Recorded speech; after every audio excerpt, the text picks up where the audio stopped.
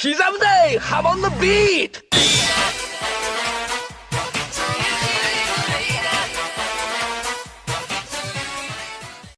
Welcome back to another JoJo chapter review. This month we'll be taking a look at the third chapter of the new JoJo spin-off manga, Crazy Diamond's Demonic Heartbreak, the prequel to Part 4 starring Josuke and Hol Horse. Last chapter we saw the first encounter between Josuke and Hol Horse, as well as them crossing paths with Kakuin's cousin Ryoko. We also started to get an idea of the abilities of the parrot that Hol Horse is searching for.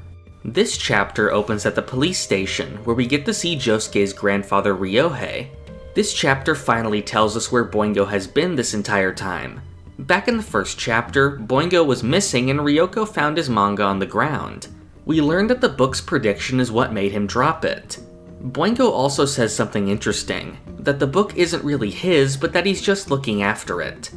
I'm not sure what this means, but it may have some connection to an idea I've discussed before, which is that Egyptian god stands may have existed in the past and served as the origins of Egyptian mythology. We're also introduced to a new character, a fellow policeman named Karaya. Ryohei tells him to escort Boingo back to his hotel. After this, we hear about the car accident we saw take place in the previous chapters, and learn that the driver who was possessed is a police inspector. After hearing that Josuke was near the accident, Ryohei takes off to find him. One of the policemen brings up that Ryohei has never been promoted after 35 years, something that was mentioned in the original manga. Here it is implied that the reason for this is because of his daughter having an illegitimate child with a foreigner.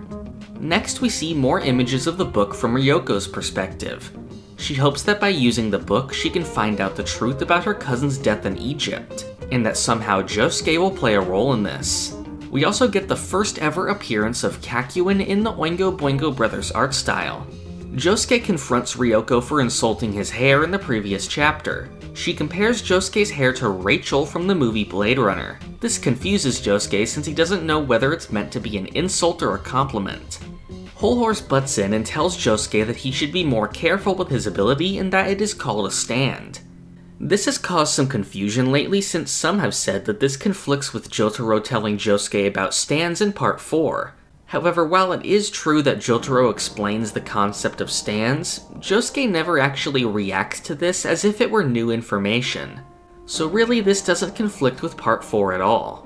Hol Horse tells Ryoko that he's looking for a boy with a manga, but she decides to keep the fact that she has it secret for now. But she tells them that they should head to a police box to report Boingo missing. She reads a prediction that says she'll end up slapping and kicking Josuke, but she has no idea why she would do that. Josuke pulls Ryoko aside to try and avoid alerting his grandfather. This leads to Ryoko getting kind of high and mighty with Josuke and the two of them start arguing. This ends up with a kind of clever reversal where Josuke is the one insulting her hair instead of his own being insulted. She says that her hair is modeled after her cousin, which leads to her slapping Josuke. Josuke also mistakes Kakuin's first name, Noriaki, with the name of a kind of sushi, Norimaki. After this, Josuke is glad that she's letting that side of her personality show. Hol Horse heads to the police station to find Boingo, and sees the parrot with its stand outside. The inspector is there also talking about the car accident with the police officer. Hol Horse starts hearing Dio's voice from the scene when he tried to shoot Dio, and he's possessed just like the driver was. This results in him unwillingly preparing to fire Emperor at the inspector. This is where the chapter ends. Overall, I am definitely satisfied with this chapter. I felt like the previous chapter wasn't as good as the first, since it had to go through the motions a bit to get our characters together. But this one feels like a big improvement and did a great job of continuing the story. Once again, I really like the elements of Part 4 that are being incorporated here, such as Josuke's grandfather. He was an enjoyable character in the early chapters of Part 4, and this is the perfect place to somewhat flesh him out. We also have the new character Karaya, although whether he will end up having any large role is unknown. This chapter also gives us an idea of the relationship between our main trio of characters, Josuke, Hol Horse, and Ryoko. I think they all have a very good dynamic, and I'm looking forward to their future interactions. Next month is going to be yet another big month for JoJo. Not only will we be getting the next chapter of Demonic Heartbreak, but we'll also be seeing the release of the first issue of the JoJo magazine. We'll be getting a ton of material from there, such as interviews with Jolene's voice actress Ai Feroz, as well as the actor for Rohan from the TV drama Issei Takahashi. Most importantly though, we'll be getting a new chapter of Thus Spoke Kishibe Rohan written by Araki, titled Hot Summer Martha. This will be the first thing we've seen made by Araki himself since the ending of JoJolion back in August. Recently we've gotten a new preview of the chapter that gives us a glimpse of one of the panels. We'll also be receiving 2 new short stories, written by authors other than Araki. The first is called Iggy the Stray Dog. It's a prequel of Part 3 that will focus on the battle between Iggy and Avdol in New York City.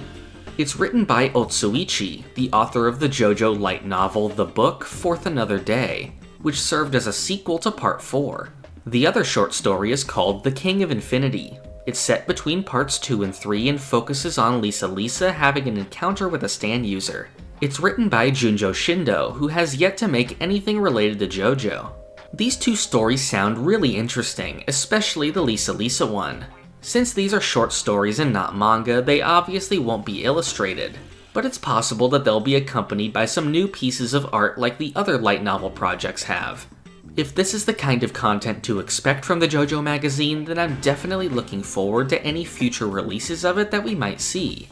The middle of next month will definitely be a busy time for the channel, so keep up to see any of the videos I'll be making about it.